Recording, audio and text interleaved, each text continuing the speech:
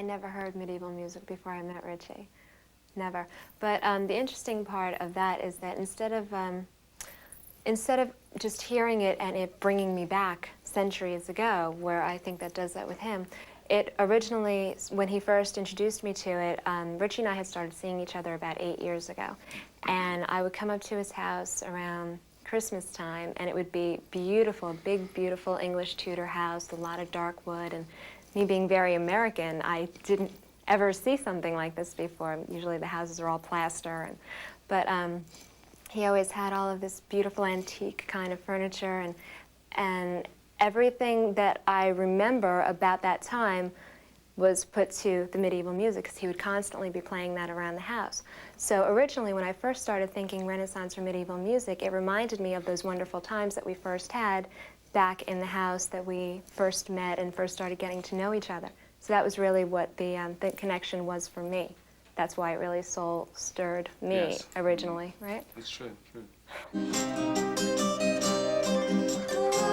The way I used to write music was to always write it in the studio at the last moment, which caused quite a few problems. Time consuming, and the pressure was on, and you couldn't really think about the music that you were going to play. But we have some, I think, very good tunes written for the next LP, and I'm looking forward to it. Me too. We actually perform one of the tunes, yes I am. Oh. We perform one of the tunes in concert now, a song called Under the Violet Moon. And that seems to get a great response, don't you think? Yes, it does. It's a song about.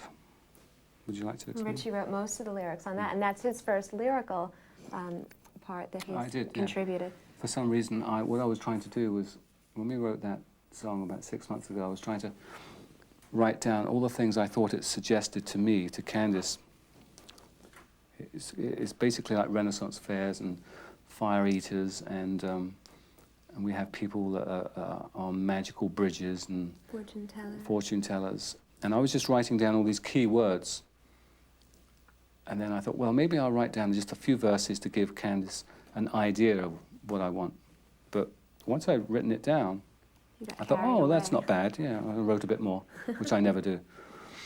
And then when Candy saw it, she said, well, that's very good. Let's leave it as it is. I'm like, okay. Because I don't like to intimidate or inhibit a singer. That's their realm. It's like someone saying to me, I want you to play this F sharp here, or this riff. And that confines me into playing in such a way that I want total freedom in the music, unless it's a really good idea. But and I always respect a singer's angle, which is, that's their realm. I usually leave that to them. Even if I have ideas of what to say, I try not to kind of mention it, because that's up to them.